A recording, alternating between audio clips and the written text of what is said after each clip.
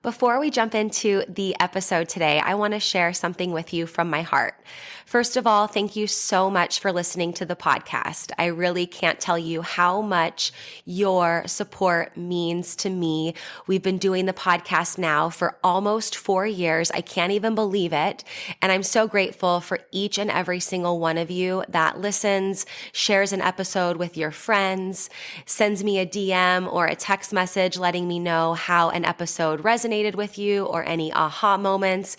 Seriously, I couldn't be more grateful to be able to create this podcast. It has been such a blessing in my life, and I love hearing the ways it's been able to provide value in yours as well. One thing you might not know is how much work it takes to be consistent with a podcast. In fact, did you know that the majority of podcasts don't make it past episode number 10? And we are well beyond that. And it's just a lot thinking of the episodes, recording them, editing them, managing the guests, making sure that everything runs smoothly and gets uploaded consistently and regularly. And so that's why I have created an amazing opportunity for you to support the podcast monetarily. And in exchange for that, you will get exclusive premium subscriber content. So for as little as $3 a month, you can become a premium subscriber of the podcast. And every month I will upload new voice-guided workouts and breathwork meditation audio for you. So that way you can work out with me, coaching you in your ears. You can also take a moment to reduce your stress and relax and come down and ground down with one of my breathwork audios. So if that is on your heart to support the podcast for as little as $3 a month to become a premium podcast subscriber, I can't tell you how much that means to me and the growth of this podcast. I appreciate you. If you're interested, click the link in the description, become a premium podcast subscriber, new content every month. And while supplies last, I'll send you an exclusive podcast coffee mug so you can have your self-love and sweat coffee every morning. I appreciate you. Now let's get into the show. Welcome to Self-Love and Sweat, the podcast, the place where you'll get inspired to live your life unapologetically, embrace your perfect imperfections, break down barriers, and do what sets your soul on fire. I'm your host, Lunden Souza. Hey, have you grabbed your free Self-Love and Sweat monthly calendar yet? This calendar is so amazing. It comes right in your inbox every single month to help you have a little nugget of wisdom, a sweaty workout, a mindset activity, just a little something to help keep you focused and motivated and keep that momentum towards your goals. So every day when you get this calendar, you'll see a link that you can click that will lead to a podcast episode or a workout or something that will be very powerful and quick to read. And then you'll also see on the top left corner of every single day, there's a little checkbox in the calendar. And what that is that's for your one thing. You can choose one thing every month, or it can be the same, something that you want to implement, and make this something that you can easily implement, like daily meditation or getting a certain amount of steps or water, for example, and staying hydrated, and even taking your supplements. This can be something if you want to get more regular doing a particular habit and routine, you can choose what that checkbox means. So if you want your Self-Love and Sweat free monthly calendar delivered right to your inbox every month on the first of the month, go to lifelikelunden.com/calendar, fill out the form really quickly, and you will have your calendar in your inbox within a few short minutes. That's lifelikelunden, lifelikelunden.com/calendar. Go get yours for free and enjoy this episode. Today's guest on the podcast is Dr. Lulu Shimek. She is a naturopathic physician, an expert in women's health and genetic analysis, working with patients experiencing chronic disease, hormonal imbalance, thyroid disorders, gastrointestinal dysfunction, depression, anxiety, and fatigue. She believes that once we dive deep down to the root of the problem of the distortion and ignite our body's innate ability to heal, we see unimaginable changes in our well-being. Dr. Lulu's book, Detox, Nourish, Activate, plant and vibrational medicine for energy, mood, and love, focuses on using botanical medicine and other natural modalities to heal the whole body by optimizing vitality, increasing well-being, and enhancing cellular performance. Dun, dun, dun, dun. I'm so excited to have you here today on the podcast, Dr. Lulu. How are you doing? Where are you in this world, you little wanderlust, discoveраtive soul? That's right. Thank you, Lunden, for having me on. And I'm super excited to be here today. And I'm at home right now in my home in Asheville. I've been doing lots of traveling. So I'm going to be drinking tea today during our talk just to make sure my voice is really clear because of the traveling kind of did me in this year a little bit. Yeah, I totally feel you. And yeah, feel free to sip. I have my tea here too, but I feel the same sometimes when we're talking, we're educating. It's like, oh, we have to remember too that it's not just a matter of like our physical recovery, maybe after a workout or whatever, but thinking about our voice and nurturing that there too. Sometimes I feel like I'm like, welcome to the podcast. Because my throat's a little like scratchy, but I'm so excited to have you. So stoked to have you here today. So Dr. Lulu and I met through Best Holistic Life magazine, where we both contribute for that awesome publication. And then I found out that she lives in Asheville, which is where my boyfriend lives. And so we got to spend time in real life, which is something that I don't always get to do with people I love from the internet, you know? And so it was fun to spend some time with her. And then I got a DM from a listener of the podcast. And it was actually an article that I didn't read, to be honest, because I get a lot of stuff. I don't know about you, Dr. Lulu, but I get a lot of articles sent to me or like products. Like, can you check this label and see if it's good, you know, and that's kind of a lot. So sometimes I don't always dive deep into every question that I get like that, but I love using it for podcast episodes because I know if people are concerned on the topic or one person's concerned on the topic, there's a lot. So the article was, are seed oils toxic? The latest research suggests yes. So I got this article and she's like, hey, I've been reading about seed oils. I thought it could be an informative podcast. And if we could talk about it. So I was like, oh, I know exactly the doctor I want to talk to. I hit up Dr. Lulu and she was totally on board to talk about this. So Dr. Lulu, what are seed oils? Are they toxic? And like, let's just kind of start there. Yeah, that's a great question, Lunden. And thanks for whoever sent that in because it is a really important topic, especially as we're in an age of really wanting to eat healthy food for our hormones. And seeds, one of the reasons why that article is out is because they're being grown in a way that's not organic. So they're being sprayed. And also they are being, they're GMO, the genetically modified seeds. And then when we're taking a seed, so let's kind of like backtrack about why we take a seed, right? So when we're taking a seed, it's used basically as a form of fat. Now we're talking about the specific PUFAs. So like the essential fatty acids, that's what we use seeds for. They can help with hormones. They can help with the brain, neurotransmitters. They help our cellular membrane, all those really great things we need fats for. So if we're thinking about taking a fat from a seed and we took something that was toxic, so our cells have basically a fatty layer around them, a phospholipid bilayer. And that layer, since it's fat, when we take a fat that then is laden with toxins and chemicals, our body absorbs that immediately into the system. Does that make sense? Okay, yes. So the way that it's grown and let's say the chemicals that they're putting on it, then when we ingest the fat, because it's so vital to our bodies, it's like you said, that lipid layer around the cell almost reminds me, I don't know, like of lotion or like a lubricative layer around. But it's almost as if like then the toxic lipids that you're mentioning are attaching to these vital places in our body and that's causing the disruption. Am I hearing you correctly? Yeah, totally. So when you're using or buying essential fatty acids, so there's different types of fatty acids. We're mainly talking from the seeds using omega 3s and 6s and 9s. Not the 6s are mainly our seeds.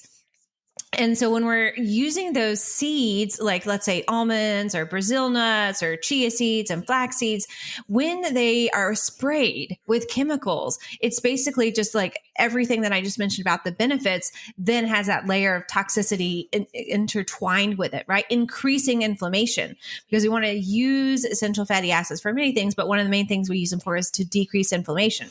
But when we use them with toxins, it increases the inflammatory markers in the body. Got it. And so the EFAs that you mentioned, omega-3, 6, and 9, for those listening, that probably sounds familiar. And I know I take a supplement, an omega-3, 6, and 9 supplement. And those are the forms that our body loves. But when we're consuming them, like you mentioned, after being drenched in toxins and processed, our body doesn't respond as optimally. And I personally, so I know from experience, what can happen when your hormones can be completely out of balance. I had horrible cystic acne. I was playing this tug of war battle with birth control and trying to manage like feelings, hormones, but also looks and things like that. So I know from that journey of really going in and just trying to find the purest, most organic, chemical-free products when it came to foods, personal care products, all those things was so powerful. And so what happens to our hormones and what symptoms can we maybe experiencing if and I know that we can't pinpoint and be like, I mean, maybe we can, right? I don't know. I'm asking you, but like, okay, you had too much seed oil. So this is this because of this, right?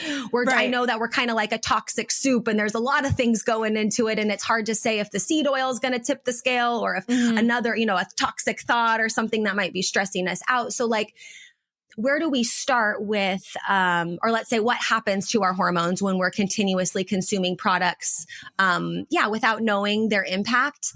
And then where would be like the place to start if we noticed some of these symptoms? Do we just completely get rid of seed oils? Is there a substitute that we can have instead? Yeah, great question. So when it comes to knowing if the seeds or other essential oils, essential fatty oils specifically, and fats are not basically doing harm or not doing what you want them to do for your hormones, it's kind of can't necessarily narrow that down. It's more blanketed for hormonal imbalance, right? And so from hormonal imbalance, maybe for instance, your cycles are a little off. Maybe you're having a 36-day cycle. Maybe you're having, like you said, maybe you're having acne during different times of the month. Maybe you're having a lot of PMS, really bad cramping, where you have 2 days where you can't get out of bed.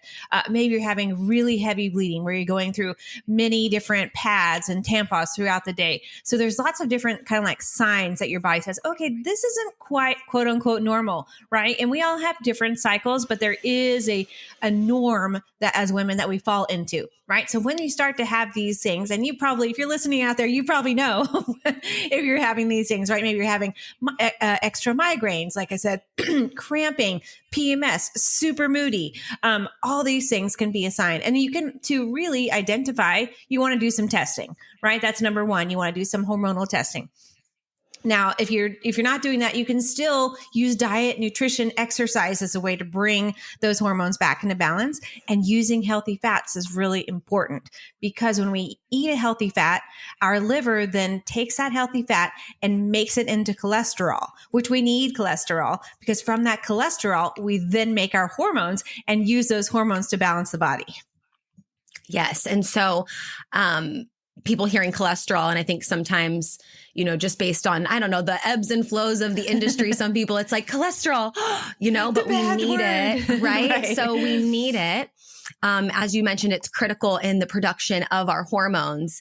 And we can see, I just think of Legos sometimes. It's just like there's certain Legos that fit and go together and you can see that clearly. And then you can see when certain ones are off, like the building blocks are off based on, and I like how you kind of painted that picture for us because it's like, okay, the foods that we're eating, are programmed, or we have the fats, right? And then they're giving us this particular cholesterol, which is then programming for this particular hormone to engage or not engage or fire or wire in the way that it's not or supposed to or not supposed to. And exactly. I think that's sometimes why, I found it frustrating for a little while until I found it empowering. And I just realized finding it empowering was just so much better. But, like you mentioned, there's a lot of symptoms that we can find when it comes to hormonal hormonal imbalance and hormonal dysfunction. And I think that a lot of what you mentioned, a lot of women can raise their hands for, right? And so what I found the most empowering on my journey was just like, one thing at a time. and get excited about it and celebrate it. So I remember when I was like, okay, no moss with the, drugstore skincare. I'm going to buy clean, non-toxic beauty products. Okay. No more, plugins. I'm going to take those out and I'm going to use my essential oils. And that's when I learned about essential oils and getting all the diffusers involved for clean smells. I remember just really getting serious about the water I was consuming and being really mindful of my quality water, right? So this is another one, these seed oils, these things we might be already cooking with. It might be autopilot. Maybe you have the sunflower oil, the grapeseed oil, whatever. That's your go-to, your canola oil. So this is a moment to not feel overwhelmed by, oh my gosh, everything's toxic and harming me. But it's a moment to be like, hey, okay, when I go shopping, I'm going to do one next thing better. So I'm going to swap out this oil for this oil. So I always found that super helpful because it's kind of like, I don't know, you can go down a rabbit hole of thinking that everything's toxic. And then I'm like, what's more toxic? Like thinking everything's toxic or the actual products? And so I like to say that because I think one little baby step at a time. So why is it important for us to get organic oils when we're swapping out the canolas, the seed oils for better options? What are we going to choose? Where are we going to find that at the stores? And I know a lot of the other options are so delicious, like avocado oil is one of my faves. Right. So tell us about that.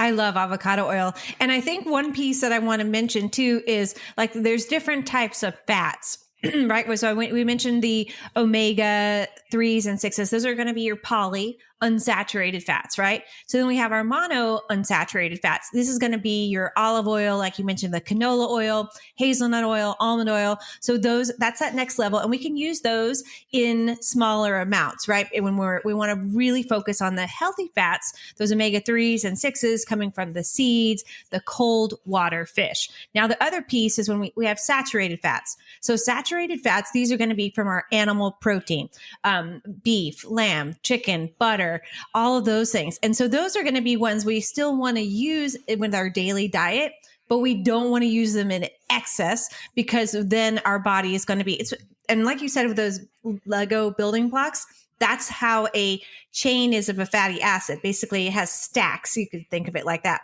So when we're using something like a saturated fat, it's like more stacked. So our body has to work harder basically to kind of break that down. It doesn't absorb it in the same way. And then we have our nasty hydrogenated oils and trans fats, right? These are going to be super toxic for the system. And those are going to be found in everything that basically is processed. And the reason that they were developed by the cooking industry, right? The Mr. Joe out there wanted to make a product taste better. So they add in hydrogenation, and that makes it really toxic for our cells. And that's like breads, muffins, cookies, crackers, chips, anything. So when you're reading those labels, it's like all those fried foods. So that's kind of like the breakdown of fats. So the trans fats and saturated is the farthest away. So if you're starting slow out there and eliminating, first, you want to eliminate those, right? And then you want to have smaller quantities of the other fats and then really focus on getting the omega 3s and the omega 6s for your hormones. Now, I know that was kind of like the long answer for your question, but then if we look at those healthy fats, the omega 3s and the 6s, we really want to focus on organic. And you can, read the labels, but the other piece is like if you're getting, let's say, a fish oil supplement. I think you mentioned you were taking one. So if you're taking a fish oil supplement, one, you want to make sure that it's organic. It's unfiltered, but they're filtering out the mercury. That's really specific. So it's been a cold water press, and there's different ways. And so when you're buying a fish oil supplement or an omega-3 supplement, one, it needs to be refrigerated in the store and you don't want to buy something off the shelf that's been in any way heated, because that damages, especially in plastic, it damages the oil that you're ingesting. And then also, if it's been in a plastic container, it's going to have all those plastics absorbed right into the oil. So those are two things right away that I recommend. Buying something that's been refrigerated, buying something in a glass container and not a see-through container, right? Because you want to really protect it. And then when you buy it and store it, you also want to store it in the refrigerator so that you're not then taking something that goes rancid, basically. Does that make sense? Yes. Yeah. So are you talking about like liquid fish oil? Yeah. Okay. Yeah, exactly. The one I take is not what you mentioned. So I'll be referring back to what you said. But my boyfriend takes one that is a liquid one that's in the fridge. It's in a dark container. And it also tastes good. It has like a mango smoothie flavor. So it tastes like you're almost eating yogurt. And I say that because maybe someone listening is like, what? Liquid fish oil? Like just gross. like maybe that's a recipe for grossness. But that one actually tastes, it's like mango sherbet or something. And it tastes just like a thick spoonful of yogurt pretty much. Like there's like no trace of fish at all. So I think that's helpful just to let people know. But okay. So that's something to look for. And what you mentioned too, before that was like checking the ingredients on the foods that we're eating, because a lot of those seed oils can be hidden in the ingredients. And I think that's best practice, beyond the seed oils, to look at the nutrition facts and at the ingredients. Because sometimes, like you mentioned, breads or frozen food items or things like that, it's not just what you see that's in the ingredients. When you look at the ingredient list, you'll find, the sunflower oil, sometimes canola oil. That'll be like the first ingredient on the list sometimes. And for those listening that don't know, it goes in order of biggest to least in terms of what's in the food. So when you see an ingredients list and the first ingredient is canola oil or sugar or cane sugar or certain things like that, that is the most prominent ingredient. And then the lower it gets on the list, the less they are using of it. And so I've seen, your eyes get really opened when you start to look for those things. And it can be, like I said, a little frustrating because it could be that a lot of the items that are our go-to items that we think are healthy, that we enjoy, that we make, that are easy, we know where to find them right in the aisle, might not be the best options for us. And we get a chance to change. We get a chance to choose better when we know better. And I think that's really important too, is like I said, those little steps. Okay, now we learn a little bit. Now, next time you go to the store, look at those ingredients, try to swap out different items. I know you're always sharing great stuff on social media, Dr. Lulu, for like, better options, but what are some other resources or ways besides looking at the ingredient list? Like, is it the case that 99% of all processed food has these hidden oils? Should we stay away from that completely? What are maybe some best practices eating wise that we can implement that help us kind of avoid some of those foods without feeling like, oh man, we can't eat nothing. Right. Totally. Yes. So, in a real world, most people don't avoid all processed foods. Now that is generally what I recommend is making your own thing. But if you're going to eat, let's say you're going to eat a chip, for instance, where, like maybe some healthy non-GMO organic corn chips. So you want to look at what oils they're using with that. Now, canola oil, I think, is one of the worst oils to have as an ingredient, because you can Google it, if you watch the YouTube process about how it's made, it's really highly chemically made. Now, and they use a lot of canola oil in food. And so it's very toxic to the system. So when you're looking at things and your ingredients, look for the oils that you want to be in your foods. And then you're probably going to have to spend a little more outside the box or in the box to look. Like, for instance, I like the brand Siete.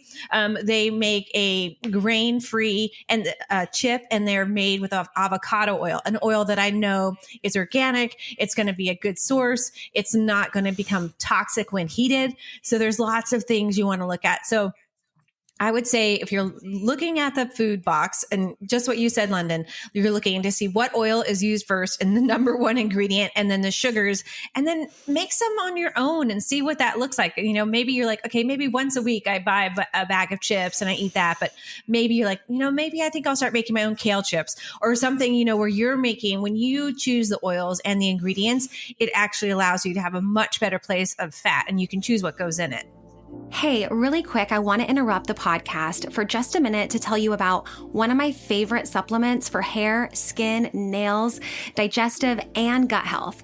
And that is Snap Supplements Super Greens with collagen. Now, if you're following me on social media, you've probably seen me post about this a bunch, because honestly, this product tastes amazing and it's jam-packed with nutrients, like I said, to support healthy hair, skin, and nails. It helps support detoxification, a healthy immune system, system. And there's even probiotics in there for a healthy gut.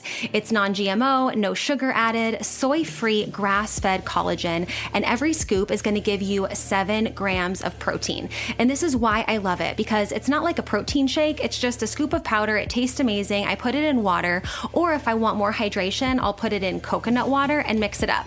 And it's like having a nice, refreshing beverage that's packed with a bunch of super greens and protein. So what I'm super excited about is that for listening to the podcast, you'll get this discount here, nowhere else, but for listening to the podcast. You can save 25% off on all your SNAP supplement purchases, including the super greens with collagen. And you do that by using code Lunden25 at checkout. That's LUNDEN 25. LUNDEN 25 to get 25% off at checkout. You can shop on snapsupplements.com, or you can shop on my website, lifelikelunden.com/supplements. And you'll see there's already an additional 10% taken off. But you, because you're a podcast listener, you're going to get 25% off when you use the code Lunden25 at checkout. LUNDEN 25 at checkout to get your SNAP supplements, super greens, and collagen, and all your SNAP supplements for 25% off. Now, let's get back to the show. Yep. And it just puts some awareness, consciousness really in your food of what you're eating and things. Because a lot of those convenience foods I find can really be eaten mindlessly too. It's like, well, now you see it, now you don't. The Houdini bag of chips, right? You're like, yes. That's weird.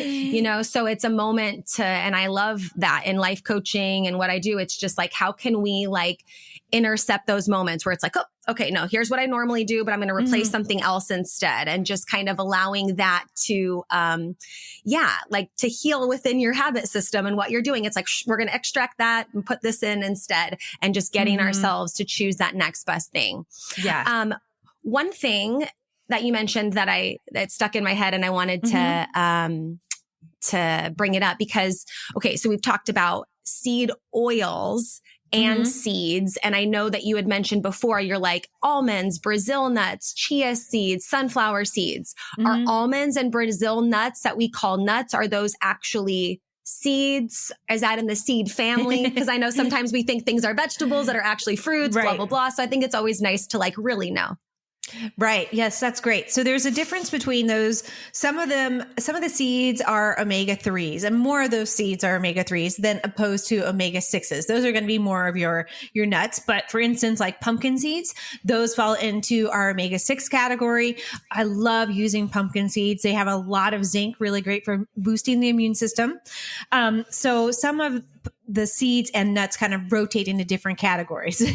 Let's say, for instance, like walnuts, that's going to be an omega-3, really great for the brain, a really great alternative if you're not eating any fish. So if you're looking at I say it's better to kind of have this whole gambit and making sure you're getting a good combination of seeds and nuts. So that way you're really getting all the omega-3s and the omega-6s together. Because sometimes it's hard to remember the categories, but most of the seeds and nuts are in both categories. I'm sorry.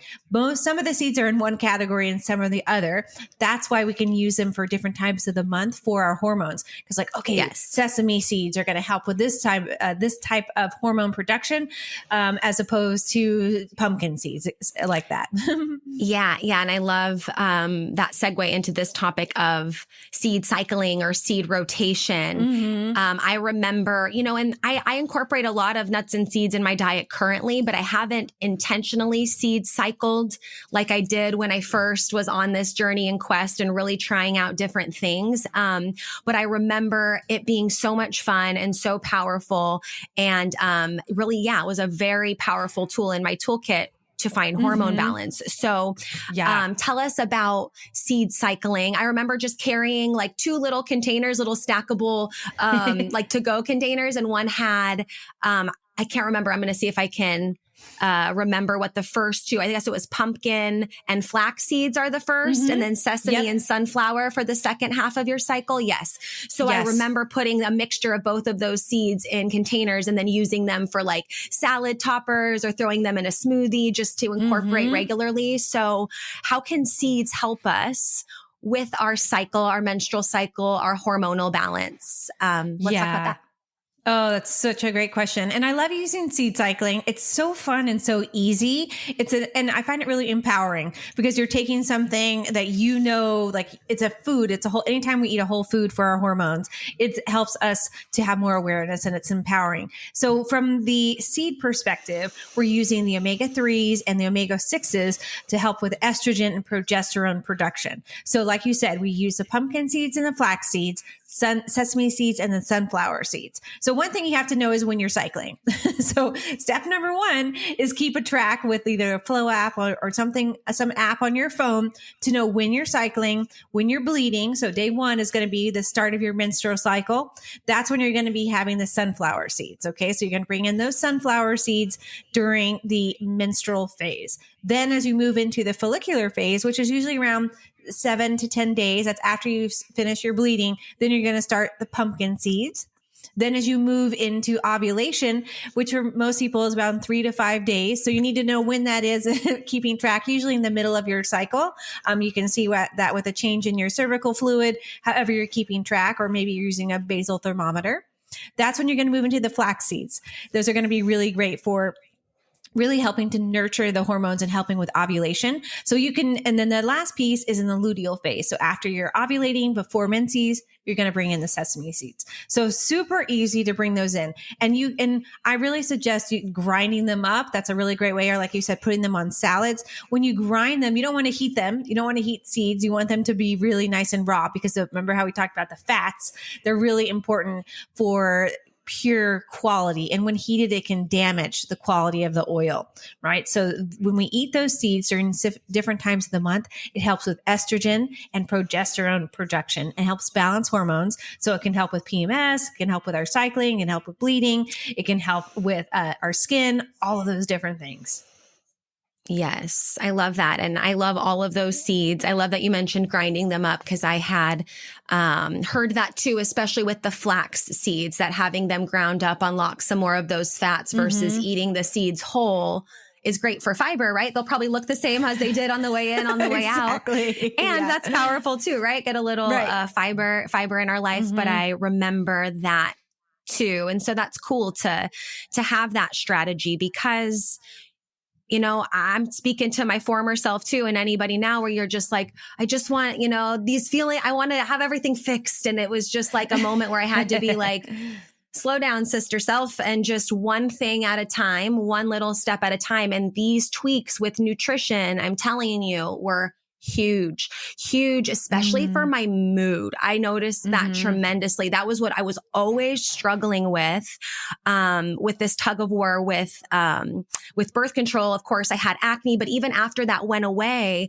it was like always this mood. And so as soon as I was like, okay, I need to check, the quality of my supplements. Oh my gosh, Dr. Lulu, what I was pumping into my body, thinking, more protein and this really early on in my life, just like trying to have all the supplements to burn all the fat, build all the muscle, try to be a fitness, like you have this physique that's just like not healthy, quite frankly. Right. And then just like looking at the personal care products I was using, right? Like so many things, but it really was just one thing at a time. And I noticed most with nutrition when I was like, okay, we have to find ways to, there's always ways, right? There's a lot of even community ways too that I've been involved with in Orange County, because sometimes even eating organic or being able to purchase, like even Siete, which is the brand you mentioned that I love, Siete chips, their tortillas, all the things. I mean, that's pricey, right? It's not as cheap as grabbing the Lay's bag of chips as it is the Siete chip. In fact, you could probably get 5 bags of Lay's for 1 bag of Siete, right? Sometimes.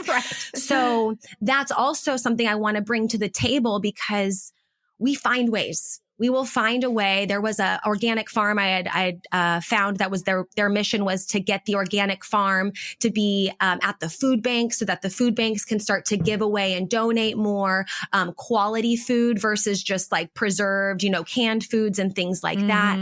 I know there's a lot of like imperfect foods, which you can get great quality food, but it's like the one that looks like the misfit. So they don't put it in the grocery store because it's not shiny and sexy, so there's so many ways that we can get creative incentive to buy things that, yeah, quite frankly, right now they are more expensive. If you just go, straight to the most convenient store, but there are ways to figure out how to make that work. And sometimes, I realize too, a lot of people that I, was around, and even myself sometimes, not so much anymore, to be honest, because for me, that style of living is my priority. But it's like on a weekend, you could easily spend, a couple $100 on like Uber, going out to dinner, drinks, all the things that those were things I had to keep in mind too, where I was like, okay, if I want to have these quality supplements that I don't just pick up on sale at the drugstore, but are very quality, right? Talk to Dr. Lulu, listen to a podcast, get that really good,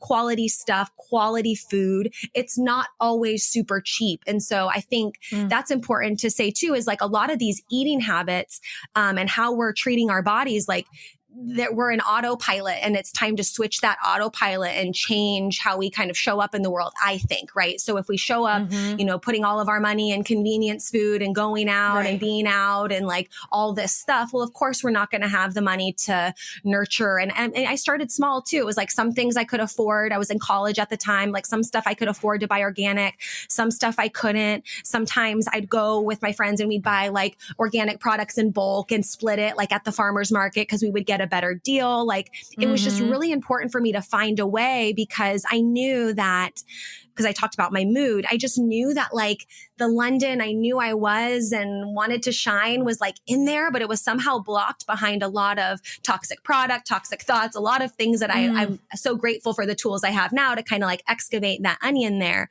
But I think that's important to mention. And you work with a lot of patients too, who probably have to transition into different products, different ways of living, different ways of purchasing. And so how can we empower those listening to be like, hey, there are options, there are ways to make it work. You and I, when we went on our hike, you were showing me, oh, these mushrooms, you were cutting them off and you can cook them like this, and this is good for this. So it's like some of it might be even in our own backyard, right? Right. Yeah. I think the main thing, and I love that point that you talked about things can be expensive when we're trying to move out of the norm of the, like you said, the Lay's potato chips, right? Which is they're able to make them inexpensive because they have crap in them. Excuse my French, but right. That's why they can make them cheap. And unfortunately, those things are cheaper for us to buy. But when we're talking about really making healthy choices, I always recommend going to your Whole Foods, not like, I'm not talking about the Whole Foods market, making whole food choices and really looking at those and buying organic where you can the most. Okay. So, maybe you're using the Dirty Dozen or something like that. That is your list. And one, healthy meats and organic meats. I think that is where, if you're eating meat, always make sure you're getting healthy, organic, grass-fed meat. Number one. Then all of your fats are organic. So you want to make your choices where they really matter, right? And so when you're buying whole foods, stay away from the processed foods. Those are going to be way more expensive for you. Cookies, chips, crackers, because they have a much smaller market, like the Siete Foods or anything else that's gluten-free. But they're processed, and your body is not going to appreciate them as a whole food and break them down the same way. So healthy fats, we're talking about healthy fats, healthy meats. And then the top foods, I always recommend personally root vegetables. I think those are really important to get organic. So those are your carrots, your beets, because they're in the soil, right? They're soaking up everything. Then your leafy greens, and you can grow those in your garden, especially like you, Lunden, in California. If you're somewhere, and I have a hydroponic garden in my house, and I also work at a farm, so I can grow those things. But maybe you can't have, in your space, but have a little tiny garden, maybe with your neighbor or your community. Find ways that you can not cut corners, but that you can really grow something yourself. And the other piece is fruits. I think if you could, if going to the farmer's market, buying local fruits that aren't transported and sprayed, and again, that's toxic. So I would myself, and what I recommend to my patients is to start at one place. Like, okay, maybe you're going to first switch out all of your toxic grains that you're buying into something that's organic and healthy, right? One category at a time to make it simple. Otherwise, it's so overwhelming. You're like, I can't do this. Yeah, totally. And I think, switching one thing at a time, like we mentioned with other stuff, is powerful for our nutrition too, because like you said, you get to stay with one category. And then sometimes I find different brands and I'm like, oh, I didn't like that one, but I liked this one. So it gives you some time to like acclimate and choose a particular, like I just found a really great lentil pasta that I love. And it's like the consistency is perfect. It's not weird or gritty because sometimes the alternatives that are like healthier don't always taste great. So it's nice to be like, okay, I just want to find a good option for, a healthy pasta replacement, or I want to find my new oils that I'm going to do next. So I'm going to, pick at that there. So I feel like that's been the most helpful mindset to adopt for fitness, for nutrition, for hormone balance, for everything, is just like continue to learn a little bit more so you can do better, and then continue to do a little bit better. And just kind of like have that flow be open, because we're always learning. And I just feel like, in fitness, nutrition, a lot, it's like we've succeeded, I think, in this space. And you and I have been around for a while because it's like, we're able to admit like, oh, hey, what we thought before is not what we know now. Let's continue to learn what we know now. What's the latest research saying? What are we learning? Right. How are we growing? And then how can we implement, versus being like, wait, I thought this was supposed to, well, maybe at one point the media, the messaging said that was, the health food, but hey, we're going to learn better so that we can do better. And I think that's really like that mindset is like one thing at a time, and continue to learn, be flexible in your mindset, especially when it comes to this stuff, because things are changing frequently and our bodies are very unique compared to someone else. So it's like the timeline of what might work and how long it's going to take to work might be different. I had a lady reach out to me asking me about some supplement that she bought and like how long it was going to take to work. And I'm like, well, if you're consistent, sometimes it takes 30 days. Sometimes it can take a while for some of these things to get into our system. So just, being consistent. I don't know where I was going with that, but I think just, being consistent and one little baby step at a time, and not expecting like, clean slate, rip the tablecloth out from the table and voila, everything's new. That's overwhelming. That can be really expensive. You might not even like the choices you made when you're substituting all the things. So be consistent and see what you like and get your friends involved. Because I love the idea of like a community garden, or, this person might have eggs and you might have veggies. So you do like a little swap, and that really builds community, which I think is sometimes really missing in so-called communities, if you will. Yeah, that's great. I was in a cooking club when I lived in Oregon with my friends. A bunch of us girlfriends got together, and we decided that we would each pick a night, and then I think there were 6 of us, and we each made a healthy meal to serve. Basically, like each person would come by at they all picked it up at my house, and then you would pick up your meal. And so that was a really like great way for us to experiment with different foods together, but also really get in the circulation of healthy food. So that's some kind of, I'm not suggesting maybe that everybody out there do that, but something where you're maybe cooking with a friend or cooking with a family member or cooking with your neighbor, making a huge pot of something really healthy. I like to use my Instapot, and I'll make, a really healthy meal that I can freeze and use for a couple of days. Cause we're also busy. That's the other piece too, Lunden. It's like, we can have this big dream about how healthy we're going to eat, but do we have time to make the healthy food?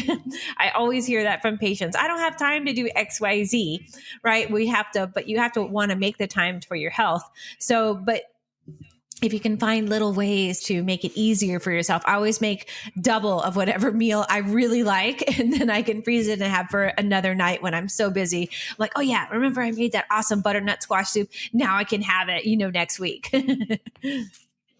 Yes. And soups and stews and things like that, especially during this time when we're recording it. It's fall. It's very nurturing and warming. And you can easily just store it in the freezer and have leftovers. That's such a great point. I'm so glad you mentioned that. So when we're buying too, even like fresh produce, whole foods, things like that, they of course go bad faster than something that has a 2-year expiration date that can, live on the shelf forever. So that's nice to like cut things up, create. I used to, when I lived in Austria, I would make a lot of goulash, which I loved. And so putting that like in the freezer and having that is always really good. So think about that too. For those of you listening, for you and your neighbors, it's like, what can you each make in bulk, share with each other, have, so that way you do have home cooked, healthy, as organic as possible meals available quickly, conveniently for yourself, for your neighbors, maybe you have family members that live in the area. So creating that kind of rotation or that mindset, like you said, if I like something, I always make double, and I always call someone to see if they want some too, and they do vice versa. So I think that's a really nice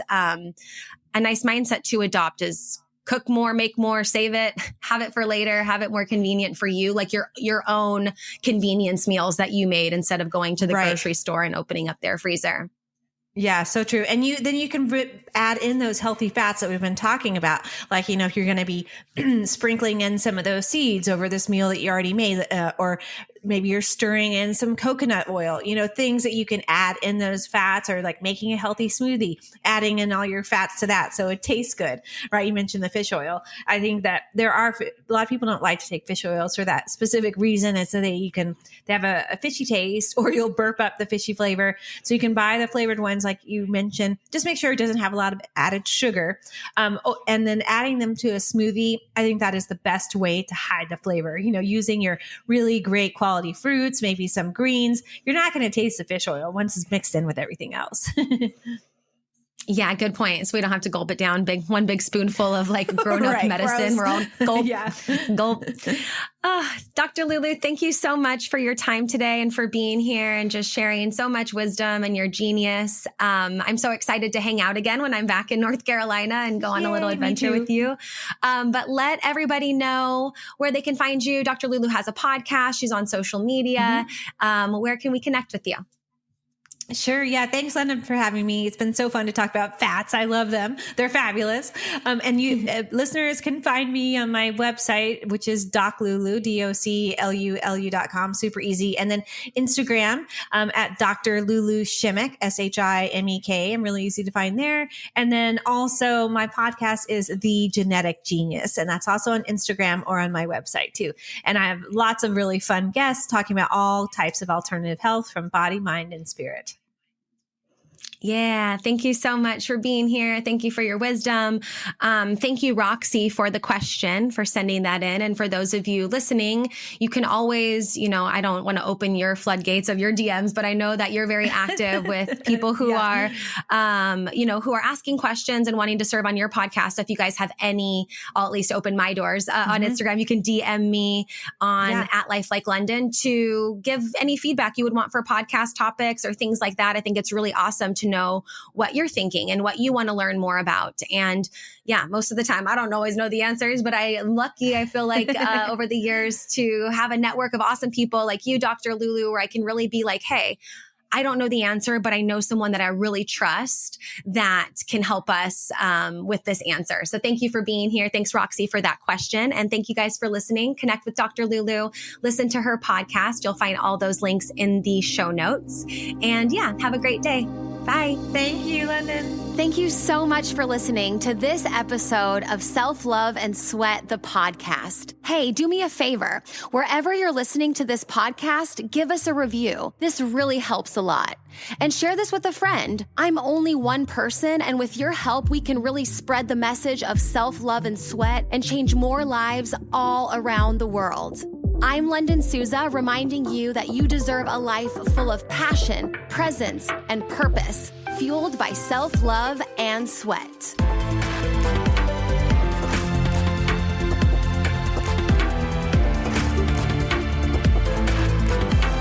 This podcast is a Hit Spot Austria production.